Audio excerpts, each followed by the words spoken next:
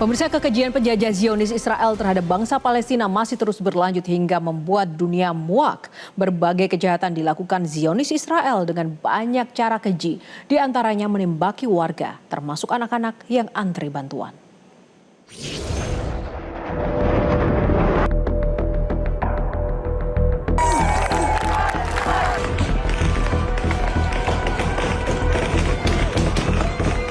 Ini adalah kondisi yang selalu dihadapi warga Gaza ketika hendak mengantri bantuan makanan di Gaza, Palestina.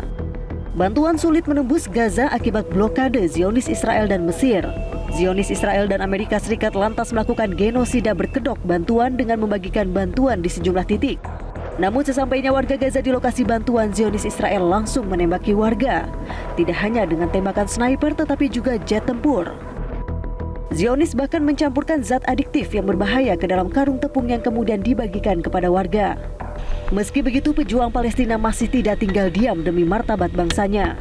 Yang paling fenomenal salah satunya adalah para pejuang Palestina kembali berhasil menghancurkan tank tentara Zionis Israel dari titik nol dan menewaskan 7 tentara Zionis di dalam tank.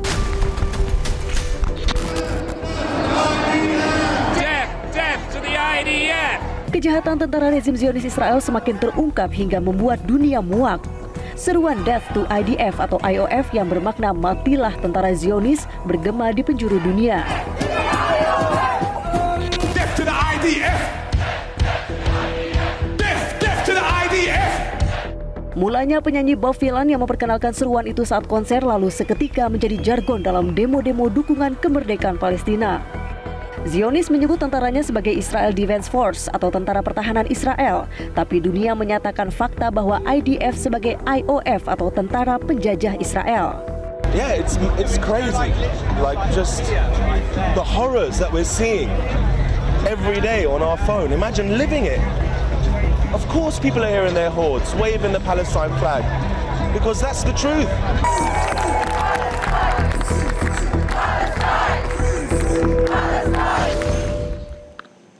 Pemirsa, kejahatan Zionis Israel dan Amerika pada antrian bantuan di Gaza bukan hanya menembaki warga Palestina dengan sniper hingga jet tempur, tetapi juga mencampurkan zat oksikodon yang sangat berbahaya ke dalam tepung bantuan.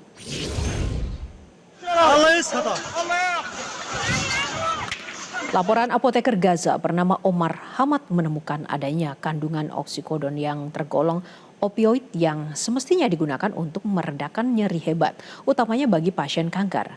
Terungkap pil oksikodon tidak hanya dicampur ke tepung yang dibagikan ke warga Gaza, tetapi juga digerus sehingga menyatu dengan tepung tersebut.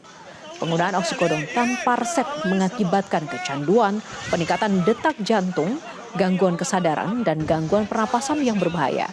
Temuan Komite Anti Narkoba di Gaza ini menunjukkan salah satu cara genosida Zionis Israel terhadap bangsa Palestina. Dr. Gaza Khalil Abu Nada juga menuliskan laporan lengkap soal kejahatan ini.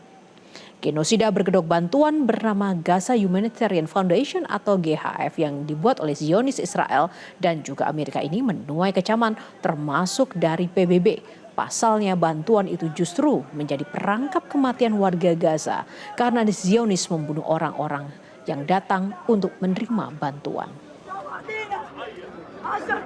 I call on all countries of the world to send food and help revive the people of Gaza.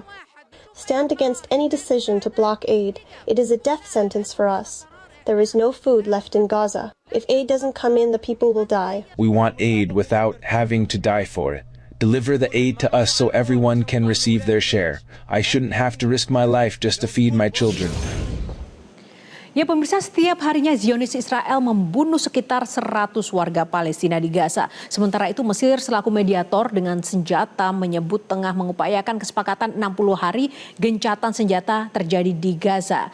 Dan kita akan membahasnya nanti dengan narasumber yang sudah bergabung bersama kita. Ada Bapak Faisal Assegaf, analis Timur Tengah. Selamat sore Pak, dan juga ada Pak Hamid Awaludin, mantan Dubes Republik Indonesia untuk Rusia dan Belarusia. Selamat sore Bapak-Bapak. Selamat sore. Selamat sore, terima kasih sudah bergabung bersama Prime Time News. Sebelum kita ulas lebih lanjut lagi Pak, dalam beberapa hari terakhir ini juga kita melihat ya banyak sekali dinamika, apalagi ketika Presiden Donald Trump menyebutkan akan terjadi gencatan senjata di Gaza. Nah, saya ingin ke Pak Faisal Assegaf terlebih dahulu. Bagaimana Anda melihat pernyataan dari Presiden Donald Trump? Seperti yang akan kita tampilkan, kita lihat dulu pernyataan dari Presiden Donald Trump yang menuai sorotan baru-baru ini. Dan nanti kita akan menyepakati gencatan senjata. Dan Donald Trump, Presiden Amerika Serikat ini mengungkapkan pernyataan ini setelah terjadi gencatan senjata antara Iran dan juga Israel dalam pekan lalu. Dan itu disampaikan pada hari Jumat 27 Juni lalu. Pernyataan Trump ini disampaikan usai Iran menerima gencatan senjata dengan Israel pasca Israel menyerang Iran 13 Juni lalu. Dan wacana gencatan senjata di Gaza ini juga muncul di tengah temuan zat adiktif yang berbahaya dalam tepung bantuan yang diberikan oleh organisasi milik Zionis Israel dan juga Amerika Serikat. Tidak hanya menyerang warga Gaza dengan senjata, Zionis Israel juga menyelundupkan zat berbahaya ini sebagai bagian dari genosida terhadap bangsa Palestina. Dunia pun juga mengecam temuan kejahatan terbaru ini, tapi belum ada sanksi apa-apa terhadap rezim Zionis Israel. Dan kita akan langsung bertanya kepada Pak Faisal Assegaf terlebih dahulu. Bagaimana Bapak melihat pernyataan dari Donald Trump bahwa pekan ini akan terjadi gencatan di Gaza? Apa maknanya, Pak? Saya kira kita belum lihat apa saja permintaan dari Israel maupun apa permintaan dari Hamas. Tapi yang jelas kalau gencatan senjata selama ini sejak perang Gaza meletup pada 7 Oktober 2023 itu hanya untuk kepentingan Israel, ya, ini untuk menyelamatkan sandera yang masih ada di Gaza, baik yang masih hidup maupun yang telah wafat.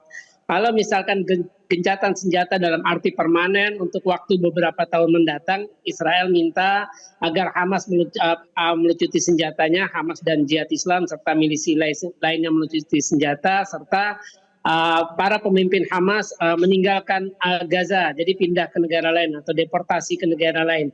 Sedangkan Hamas selama ini menolak, mereka minta gencatan senjata atau pertukaran sandera itu hanya bisa dilaksanakan ketika Israel menarik semua pasukannya dari Gaza, kemudian mencabut blokade Gaza, lalu membuka seluas-luasnya akses bantuan kemanusiaan terhadap rakyat Palestina di Gaza. Saya kira apa yang disampaikan Trump, ya kalaupun itu muncul gencatan senjata, ya saya kira ini sebuah kebodohan yang akan dilakukan oleh Hamas karena mereka masih percaya dengan Israel maupun dengan Trump yang selalu berdusta untuk gencatan senjata di Gaza. Terakhir itu kan bulan lalu ketika Trump menjanjikan gencatan senjata kepada Hamas, membuka seluas-luasnya akses kemanusiaan sebagai syarat pembebasan bagi tentara Israel yang disandera yang juga berpaspor Amerika, Eden Alexander, tapi sampai sekarang Trump tidak melaksanakan janjinya itu. Nah, yang menarik Pak Faisal bahwa Amerika dan Israel ini kan dianggap satu kubu begitu, tapi dari informasi yang kami temukan dari pernyataan yang dirilis oleh para pejabat Israel sendiri, justru mereka kaget dengan pernyataan Donald Trump ini dan menganggap bahwa pernyataan Presiden Trump ini angan-angan. Apa makna dari terkejutnya Israel ketika melihat gencatan senjata yang diklaim oleh Donald Trump ini? Ya, Donald Trump kadang membuat pernyataan yang kontroversial. Saya kira itu juga tidak masuk dalam agendanya Israel, karena Israel sudah menetapkan tujuan perang, apalagi terakhir Menteri Pertahanan Israel bilang bahwa mereka akan menghabisi Hamas, menguasai Gaza, bahkan mengembalikan permukiman Yahudi yang pernah ada di Gaza sebelum Israel keluar pada 2005. Ya, ini apa yang dilakukan Trump ini saya kira yaitu sebuah keinginan Trump. Dia berharap seruan gencatan senjata yang juga tidak mengikat antara Iran dengan Israel itu juga bisa terjadi antara Hamas dengan Israel. Saya kira Hamas tidak layak mempercayai apa yang dikatakan Trump, seperti juga Israel juga menyatakan bahwa ini sekedar angan-angan karena tidak ada koordinasi antara kedua pihak. Dan ya itu tadi, syaratnya itu sangat berat, baik yang diminta oleh Israel maupun yang diminta oleh Hamas itu tidak akan ketemu untuk gencatan senjata permanen untuk beberapa tahun mendatang. Nah, kita akan lihat Pak Faisal seperti apa respon dari Hamas. Kita akan lihat Hamas sudah menyatakan pernyataannya, Netanyahu terus menolak untuk menghentikan serangan kriminalnya yang menargetkan warga tak berdosa di Gaza. Dan ini disampaikan oleh Mahmud Mardawi, pemimpin Hamas. Artinya memang ketika Trump mengklaim bahwa akan terjadi gencatan senjata, tapi Hamas sendiri tidak melihat ada aksi konkret karena Israel terus saja membombardir wilayah Gaza. Artinya memang Hamas sampai saat ini pun juga tidak mempercayai klaim dari Trump, apalagi mendapat respon yang bertolak belakang dari Israel. Nah, selebihnya kita ke Pak Hamid Awaludin terlebih dulu. Bapak, Anda melihat perkembangan situasi di Timur Tengah ini seperti apa, Pak? Ya, semakin runyam, semakin berbahaya, dan tidak ada yang bisa dipercaya lagi. Terutama Amerika yang diharapkan menjadi solusi, ternyata nggak bisa. Nah, apa yang dilakukan Israel sekarang ini benar-benar sudah kebiadaban. Sudah sangat biadab. Kalau Anda lihat patronnya terhadap penduduk Palestina yang ada di Gaza, itu ada 3 bentuk kebiadaban. Waktu perang mulai, ya, yang pertama dilakukan kan blokade. Tidak boleh ada barang masuk dari siapapun, termasuk saya 2 tahun lalu pernah ke sana membawa bantuan. Barang yang kami bawa tidak bisa masuk ke Gaza, terpaksa kami berikan melalui Mesir. Itu satu. Kedua, modusnya adalah penembakan. Jadi kerumunan orang yang berebut bantuan ditembak, ditakut-takuti. Modus ketiga, dan ini yang terakhir dan sudah sangat biadab, adalah oxycodone dan zat yang sangat berbahaya buat kesehatan. Nah, apapun motifnya, itu selalu berkaitan dengan satu kebijakan utama yang bernama wipe out. Musnahkan itu orang Palestina yang ada di Gaza. Untuk membuktikan ini, selain fakta-fakta yang ada, barangkali Anda semua masih ingat pekan lalu, seorang prajurit Israel membeberkan kepada publik dunia bahwa dia diperintahkan untuk membumi hanguskan orang-orang Palestina yang ada di Gaza. Meskipun dibantah oleh Benjamin Netanyahu.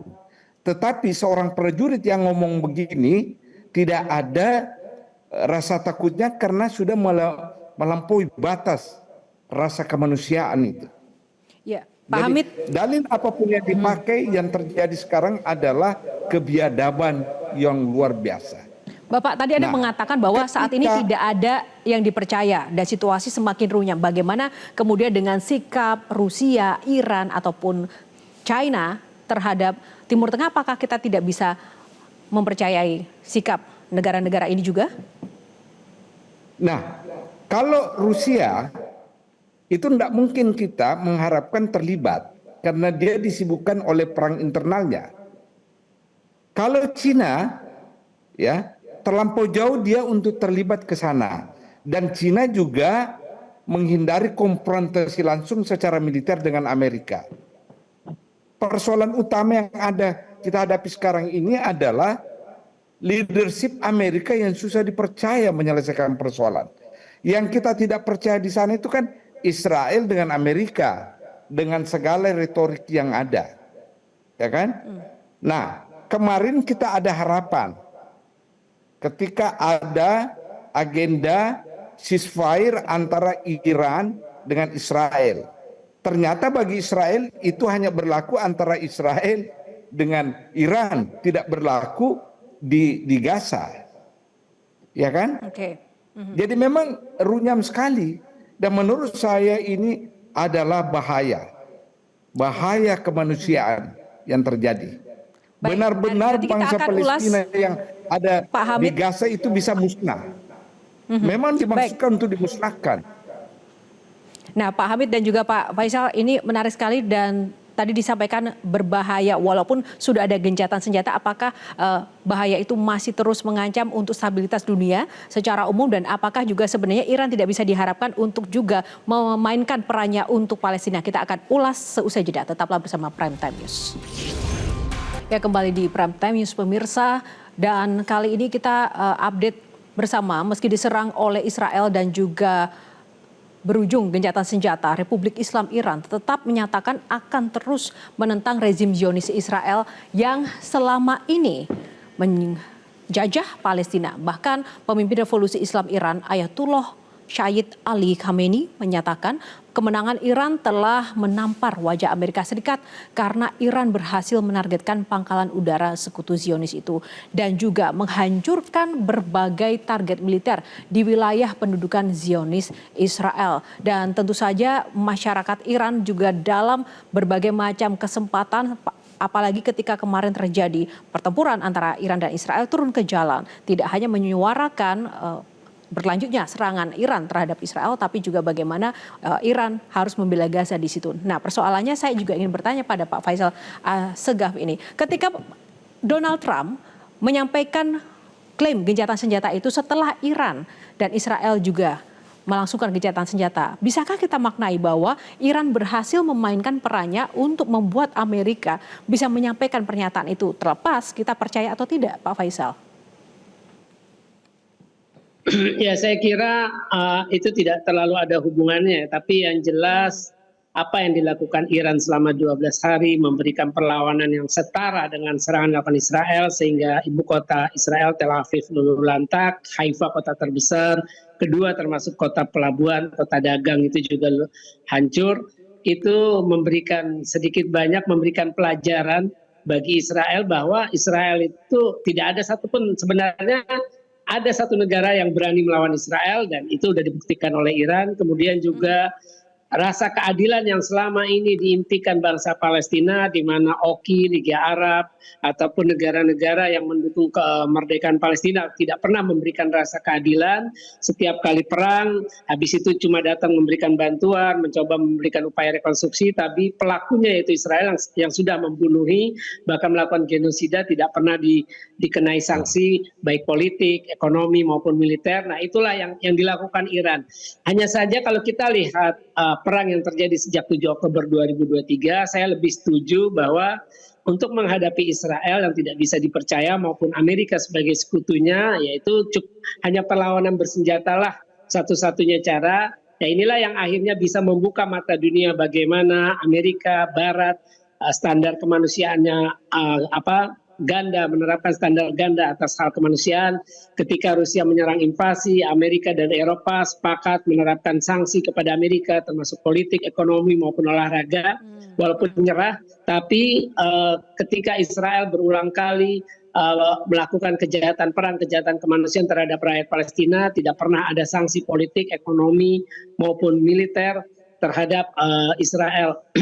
Nah, kemudian adalah yang menarik, saya lihat selama ini tidak ada keseriusan dari para pemimpin negara Arab dan Muslim dalam membela perjuangan Palestina. Kita tahu ketika KTT gabungan antara Liga Arab dengan OKI, Organisasi Kerjasama Islam, di Riyadh akhir tahun lalu, salah satu ada beberapa usulan yang bagus dari Iran, yaitu memblokade suplai minyak, suplai BBM bagi Israel. Itu salah satu pemasoknya adalah Azerbaijan, negara Muslim, negara mayoritas Muslim Syiah, kemudian juga melalui Turki. Jadi minyak Azerbaijan itu melalui Turki, mereka memasok 40% dari kebutuhan minyaknya Israel, dan Iran mengusulkan itu agar diadopsi dalam resolusi KTT luar biasa gabungan OKI dan Liga Arab agar memberhentikan pasokan pasokan BBM bagi Israel. Kemudian juga bagi negara yang memiliki hubungan diplomatik, memutus hubungan diplomatik, membekukan hubungan dagang bagi yang tidak memiliki hubungan resmi. Kemudian juga bagaimana negara-negara itu mulai mempersenjatai milisi-milisi di Gaza, kemudian juga milisi-milisi di tepi barat. Tapi 3 usulan itu tidak disetujui. Padahal yang dilakukan Iran selama ini adalah ya mendukung, bahkan ikut membantu pendirian Hamas, Jihad Islam, kemudian juga mendukung persenjataan, dana, terus juga mendukung milisi-milisi lainnya. Kita tahu kalau kita tarik ke belakang, hubungan antara Iran dengan Hamas itu sudah jauh.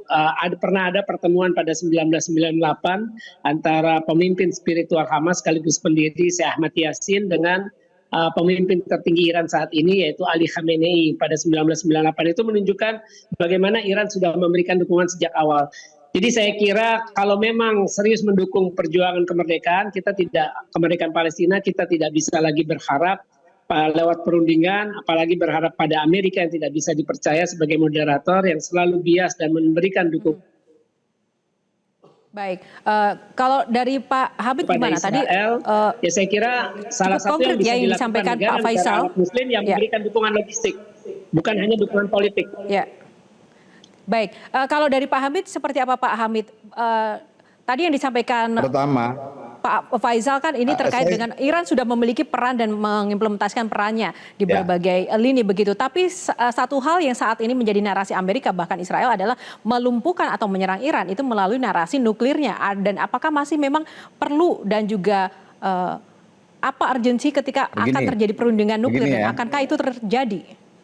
Saya kembali dulu mengapa tiba-tiba Amerika mendorong gencatan senjata antara Amerika dengan Iran, antara Iran dengan Israel. Sederhana itu. Terbukti perlawanan Iran terhadap Israel melumpuhkan Israel segi militer dan menunjukkan bahwa sebenarnya militer Israel tidak sehebat-hebat banget yang digembor-gemborkan selama ini. Kedua, membuktikan Iran memang jago dalam hal teknologi militer sekarang. Nah, saya inline dengan pernyataan Mas Faisal, kalau perang berlanjut terus antara Iran dan Israel, daya tahan cadangan energi minyak Israel itu hanya bisa bertahan 4 minggu. Setelah itu habis dan tidak ada supply. Karena itu dia cepat-cepat minta gencatan senjata meskipun dia tidak mengakui bahwa dia menyerah. Sebenarnya itu menyerah, ya kan? Kemudian dalam konteks Gaza, benang merah Iran dengan Gaza itu jauh ke belakang. Dan sekarang terbuktikan yang selama ini Iran dituduh oleh dunia adalah pembackup dana teroris. Ternyata kan apa yang terjadi di Gaza sekarang ini kan masalah kemanusiaan. Dan disitulah Iran menang dan membuktikan bahwa yang dia dukung selama ini adalah perjuangan bangsa Palestina untuk merdeka keluar dari lingkaran Zionisme Israel. Nah, ke depan gimana? Saya setuju sekali kalau deal Iran dengan Israel memasukkan agenda Hamas ini, memasukkan agenda Gaza. Karena kalau tidak dimasukkan, Israel akan berpandangan hubungan saya dengan Hamas itu beda, karena yang kami lakukan adalah gencatan senjata dengan Iran. Nah, dalam konteks ini lebih strategik kalau Iran bermain bahwa kita selesaikan perundingan damai kita antara Israel, tapi masukkan juga agenda Hamas. Kalau tidak, Iran akan melakukan itu Pak, Hamas, karena dalam draft yang disampaikan oleh Israel dan Amerika sendiri tidak menyinggung Gaza sama sekali dan itu murid hanya tentang nuklir. Mungkinkah Iran akan mereka melakukan bisa itu? bertemu, bernegosiasi dan masukannya bisa saja. Karena tidak ada caranya menghentikan kebiadaban Israel terhadap Palestina di Gaza kecuali dengan cara itu. Amerika nggak mungkin. Yang bisa menekan Israel itu hanya Amerika. Dan Amerika tidak akan mungkin tekan. Satu-satunya yang bisa melawan Israel itu hanya Iran. Dan terbukti. Kemampuan militer, penyelesaian secara militer yang dilakukan Iran terhadap Israel terbukti sangat ampuh. Membuat Israel ketar-ketir. Baik, Amerika terima juga kasih sebenarnya. Pak Hamid. Kita akan tunggu bersama ya bagaimana kemudian ending dari pernyataan Donald Trump, apakah memang terwujud gencatan senjata yang terjadi di Gaza dan apakah memang seperti yang disampaikan oleh Israel itu hanya angan-angan Amerika dan apakah juga Iran akan benar-benar mengimplementasikan dan menambahkan poin perundingan nuklirnya dan memasukkan Gaza sebagai bagian dari bargaining position untuk perdamaian dan juga mengakhiri penderitaan di Gaza. Kita akan tunggu nanti seperti apa hasilnya. Terima kasih Pak Faisal Assegaf, analis Timur Tengah, dan juga Pak Hamid Awaludin, mantan Dubes RI untuk Rusia dan Belarusia. Terima kasih Bapak-Bapak, salam sehat selalu.